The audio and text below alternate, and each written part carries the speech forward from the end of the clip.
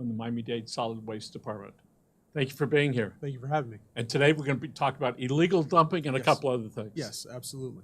We know that illegal dumping, that means people are stopping their vehicles and throwing stuff out. It's different than littering where you throw small things out a window. No. So tell us about, number one, how big of an issue it is and typically where that takes place and what the county's trying to do to control that. Well, it's a continuous problem. Like you said, there has to be some deliberate action in illegal dumping. Someone either has to be either, number one, desperate. They might want to save some money by not paying a disposal fee at a disposal site, or they might not just care about dumping things on the side of the roadway.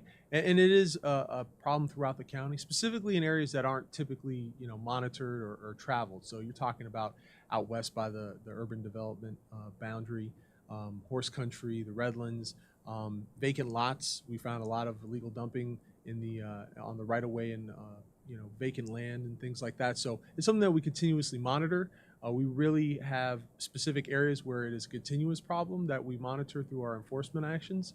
But we do require and ask for the public's help to report illegal dumping if they come across it. So when somebody does illegal dumping, that is a real conscious thought. Stop their vehicle, take it out and throw it on the yard versus somebody goes, oh, I got this bottle of water, and they throw it out the window. Absolutely. So littering is, as you said, something where it's usually single use. So you're talking about a coffee cup, a water bottle, a bag from a takeout restaurant. Illegal dumping it consists of bulk items. So you're talking about furniture. We've had tires.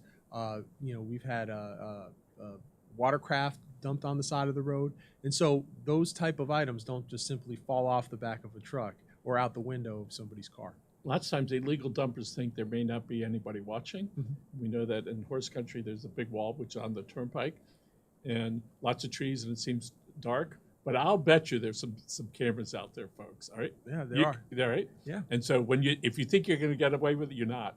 But we've seen, because people think they can get away with boats, dead animals, cars, trailers, trucks, all very expensive stuff for the county to dispose of, because you have to somebody has to go see it, somebody has to go look at it, right? And then you have to go pick it up and put it in a similar place to where the person would have had to go. Exactly. I mean, our disposal sites are pay-to-use sites. So basically, there's a scale house. They weigh you when you come in and weigh you when you come out, and the difference is what you pay for. A lot of times, whether it's a contractor or a business, a handyman or whoever might be doing this illegal dumping, or even a customer or a resident who has furniture they don't want to pay to dispose of, they just typically take it out, find a secluded area on a roadway, and offload it on somebody else's property. And a lot of times, like you said, our enforcement officers go out, they do an investigation to try to track down where that material came from and try to hold those people accountable. You do have eyes on the ground, and it's the police department, I assume, where different areas around the county, there's cameras on that. And so you can see when somebody's dumping it in those particular places. Absolutely. So like I mentioned before, we have hot spots. There are areas where illegal dumping is consistent. And so we have what they call gaming cameras. So when you're talking about hunting and things like that, they're night vision cameras that we have positioned throughout our service area where they actually record video and at times catch people illegal dumping. And that helps us a lot because you could get someone's tag number, you could get a vehicle make and model, and that really helps in the investigation and tracking down who these illegal dumpers are and holding them to account. And so often people that are in the construction business don't want to have to pay the county or the dump to do it, and many times there's information in that end product that can lead back to, for sure, perhaps the homeowner. It could be a receipt that's in there. Oh, no, absolutely, yeah. And I'm glad you missed that. We've spoken about this before. The vast majority of contractors and construction companies out there are doing the right thing. They're disposing of their materials the proper way. But every once in a while, you'll come across someone who does want to, save a disposal fee that they're being paid, by a resident. And so they may opt to dump that material on the side of the road. If there is any information, whether it be a lunch receipt from a restaurant, if there's a mailing address on a box, a shipping box or something like that, our investigators, our special investigations unit, will do the legwork to find out who's responsible for that illegal dumping. And again, they'll be subject to fines. If it's a repeat offender, they might have their vehicle, seized. And if someone is caught in the act, the police may get involved and an arrest may occur. I'm sure it's been awfully embarrassing and sort of freaky and scared for the illegal dumper to be there in the middle of it, dumping it, and the police drives up. Oh yeah, no. There have been instances where someone's being caught in the act by one of our enforcement officers, or the police come, and they say, "Oh no, I'll put it back in my car." And at that point, unfortunately, they've been caught in the act. It's almost as if you were caught in the midst of committing a crime, and you say, "Oh no, I'm gonna stop what I'm doing." It's And a when little too that late. happens, the perpetrator also tells his friends, "Hey, listen, if you dump it, what happened to me is going to happen to you." Oh, absolutely. We try to publicize, these cases where people are caught, whether it's caught in the act or they're caught using our gaming cameras in those hot spots, just to let people know, hey, we're out there, we're doing the enforcement action. There are penalties, and that's why our campaign, our promotional campaign for illegal dumping is Dirty Crimes Carry Fines. I mean, a lot of people think, oh, I could just dump this on the side of the road, nothing's going to happen. But when you're talking about fines in excess of $1,000 and possible jail time if you're caught in the act, there really are some consequences to And this. cameras really are an effective deterrent. In our neighborhood, somebody was kept breaking into mailboxes, including ours, which we have a lock when they broke into it. So we put up a camera. Yeah. And bad guys came by again. They drove by this time. They went to the houses right around because they saw the camera. And it's like staring like 10 feet over. And so people should know that there are cameras out there, and that besides it's illegal, it's just wrong, all right? And I don't know how much it costs for somebody to take a pickup truck full of stuff and take it to the county dumps, because in many places they can take that. Right. How many transfer TRCs? So there are 13 trash and recycling centers. Those are primarily for our waste service customers. So if you pay a waste service fee to the Department of Solid Waste Management and you live in a single family home, you could access those 3 trash and recycling centers. However, they are not available for commercial entities or properties. So if there's a business out there or a contractor who wants to use our trash and recycling centers, they don't pay the waste service fee, so they can't use that facility. That being said, our landfills and our disposal sites are only some of what are many throughout the county, throughout the entire region. There are some in Broward. If you have some work that's being done in Miami-Dade County, you could bring it to Broward to dispose of it too. It really just comes down to someone's personal responsibility and knowing what the right thing is to do, and not to dump it on the side of the road on somebody else's property and create a certain degree of blight.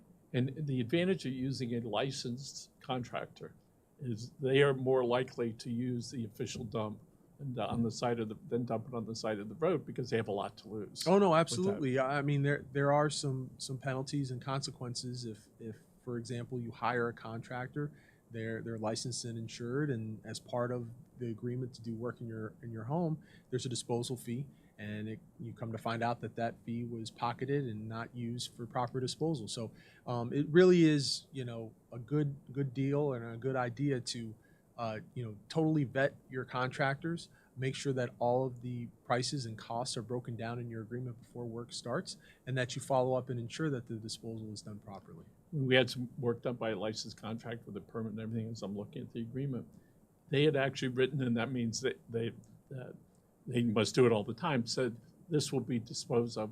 And I forget what it actually said at this point, but it was clear that people have asked them, what are you going to do with this stuff? Absolutely. And so just from a protection point, put aside the moral obligation. From a protection point, you'd be able to say, listen, Mr. Code Enforcement Officer, here's my contract with the guy, and this is what he said. Absolutely. Right? Yeah.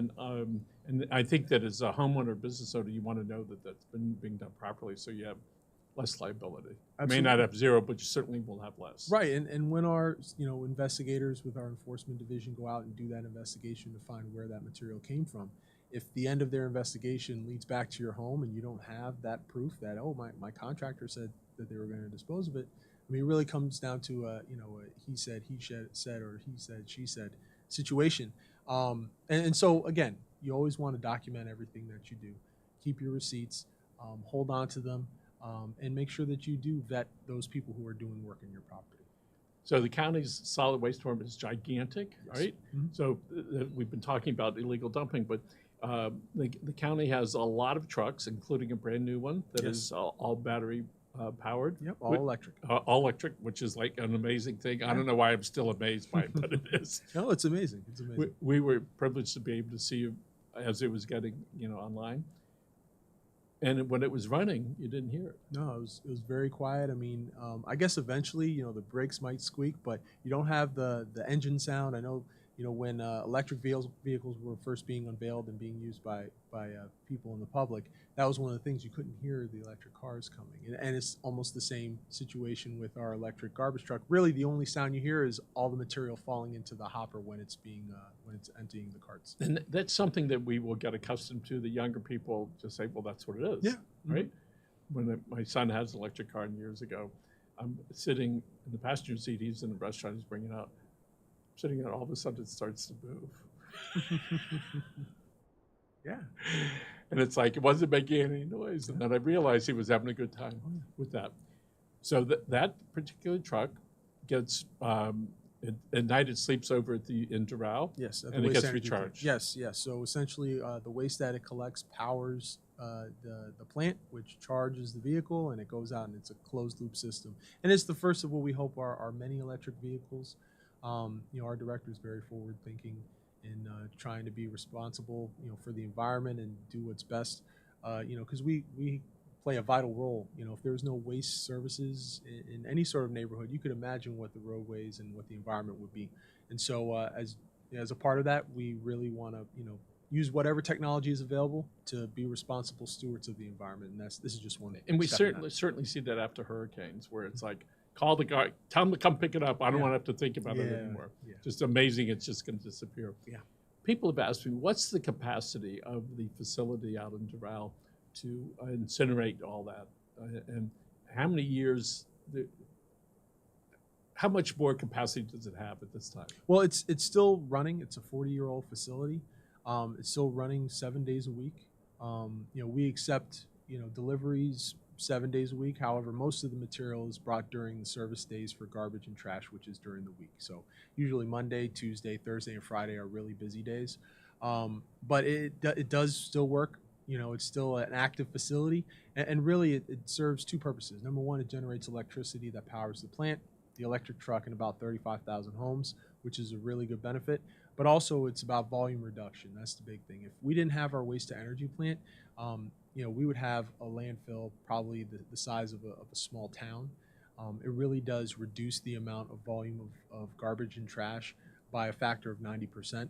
And that allows us to continue to accept material and ash fill it there at the facility to prevent any more, capacity issues we may have at existing landfills. So once is ash the term? Once it turned into ash? It turns into ash. So, for example, some metal doesn't burn. So some of those ferrous metals we take out and we actually recycle. But once everything's burnt down, it becomes ash, and it's contained there on site. Basically, there's a landfill and there's an ash fill. It's basically the same thing. It's a large amount of the ash, the byproduct of the process. Will there be a time that ash will be able to be used for to be able to recycle ash? Oh yeah, no, we've done some investigation, some studies with some universities about using ash in the production of concrete and cement. Those investigations and those studies are ongoing, but we're always looking for new ways to utilize the material. Again, we want to have as an environmentally friendly process as possible, and utilizing our ash in some other form of manufacturing or production would be a step in that direction. So we know there's new homes, new residences that can be built, some 30,000+ in the next whatever number of years. That's all going to use water, use sewer, and create trash. Yes. A lot of that is downtown. Mm-hmm. City of Miami, when they pick up, are those city trucks or those county, and what happens to that trash? Right. So our service area for Dade County does not include certain municipalities who have their own waste services. So, for example, City of Miami, they have their own solid waste department. There's the City of South Miami. They have their own garbage. We provide recycling, but they have their own garbage collection. The City of Homestead, they have their own waste services and things like that. And so in those instances, those municipalities may use our disposal sites to drop off their material. So, for example, the City of Miami, they use the waste-to-energy plant. There's a transfer station downtown. It's called the Central Transfer Station, where the city's trucks can offload their loads, and then it will be transferred to the resources recovery facility where it could be used to generate electricity. And so, even though the material is not collected by our department, the material might end up at one of our disposal sites, most likely the resources recovery And facility. they pay the county for that. Oh, service. absolutely, yes, they do. So let's say how you have some garbage that's in the county in this green can. It goes into the truck. The truck goes out a couple places. But let's talk about it. The plant goes and it goes on a loading floor. Yep. And then it goes on a loading floor and it gets all the potential recyclable stuff gets taken out at that point. Well, at that point, we have recycling carts and we have our garbage carts. So really, it's up to the citizen, to the customer, to separate it before it's placed at the curb. What happens is, once it's in the green cart, it's essentially garbage or trash. When it gets to the plant, it all gets loaded up on a conveyor belts and into the burners and the boilers. The things that get pulled out are the metals. So if you have, for example, steel, or you have even some aluminum might be taken out. Metals that won't burn in the process, that's taken out and that's recycled. But again, a lot of the material that some people are worried, oh, I'm gonna put something in my recycling cart that it might be recyclable. It has glass and plastic. We always tell people, when in doubt, throw it out, because it's not going to be landfill. Most likely, it's going to be processed at our waste to energy facility. It's going to generate electricity, and it's not going to take up space in a landfill and sit there for 30 years. So we always tell people, when in doubt, throw it out, but the material will end up at our waste to energy facility most likely.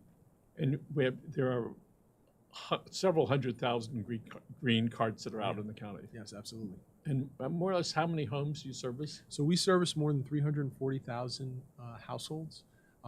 There are more that we service for recycling because we have interlocal agreements with municipalities, like I mentioned before, West Miami, South Miami.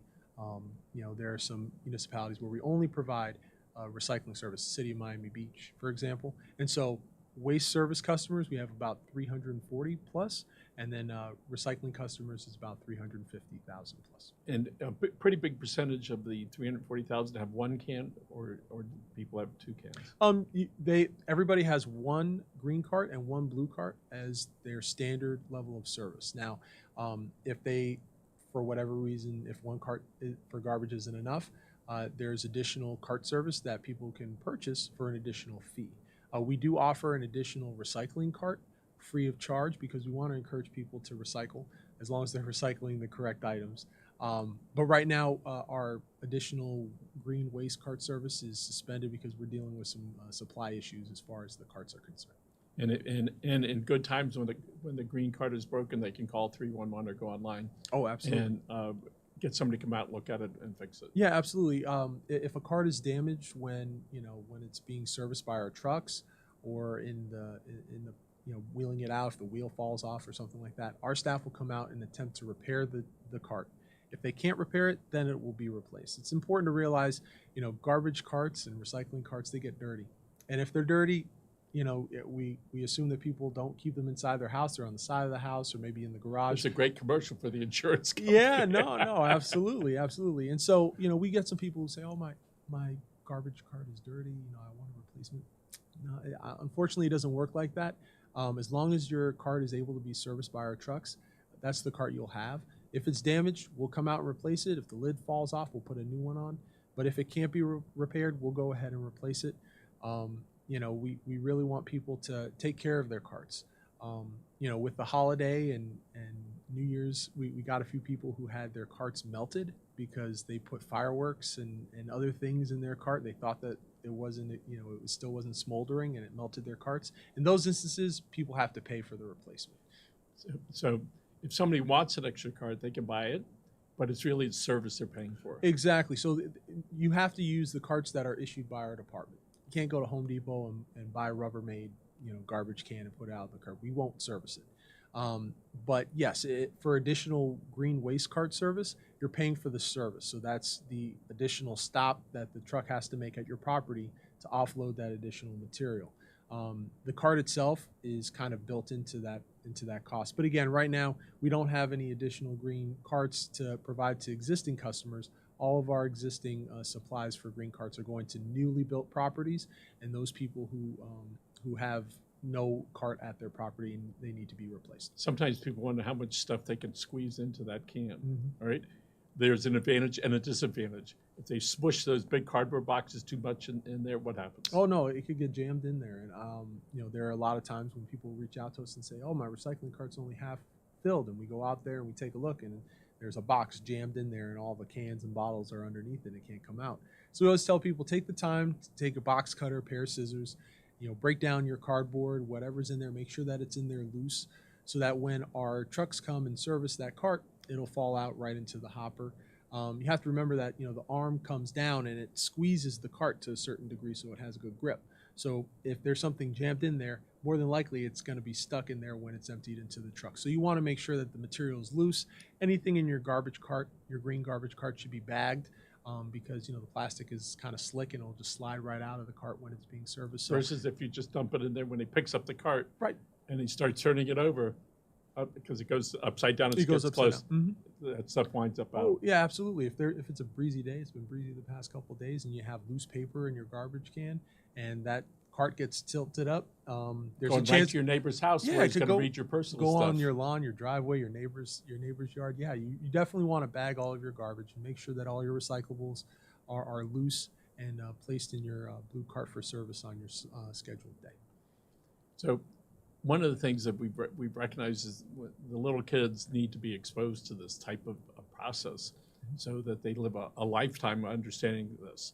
So somebody could go, their teachers, their parents, they could go to miamidade.gov/solid waste and see the different videos that you have on there. Yes. And it's really extraordinary. And one of my favorite people, present company excluded, is Jean Marie Massa, who comes down with her orange thing, and she's a barrel of laughs and having a really good time. She's your recycling manager. Yes. And she has all this stuff and shows what's important. Yep. And so for the person who doesn't know quite what to recycle, what is the 3 basic things that they can take and put into their blue can? Right. So actually there are 5 things. So we have cardboard, cartons, cans, paper, and bottles. They could either be glass or plastic. So really there are 5 things. We call it the simple 5. You really want to stick to those 5 items. One important point to make is that bags are not permitted in your blue cart because it gets caught up. Plastic. It is plastic. There are a lot of things are made out of plastic that we don't accept, and that's what a lot of people might not understand. Is just because something is plastic doesn't mean that it's something that we collect in our program. The bags get caught up in the equipment at the processing plant, which causes a big problem.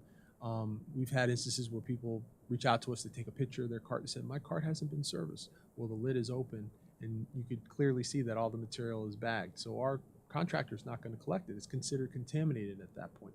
So no plastic bags, only plastic bottles, glass bottles, cardboard, cartons. So you're talking about your milk jugs, or your milk cartons, your juice cartons, things like that. Cans, aluminum cans, and the cardboard has to be dry. Dry, clean. Everything has to be No dry pizza and clean. boxes. No pizza boxes if you can help it. At the very least, you could rip off the top of the pizza box if it hasn't been flipped upside down by the delivery driver, and you can put that in your blue cart and have us take it away and recycle. And when we do that as people, we feel good inside. You're part of the process of trying to make the place, the world a better place. And then starting locally, you produce electricity.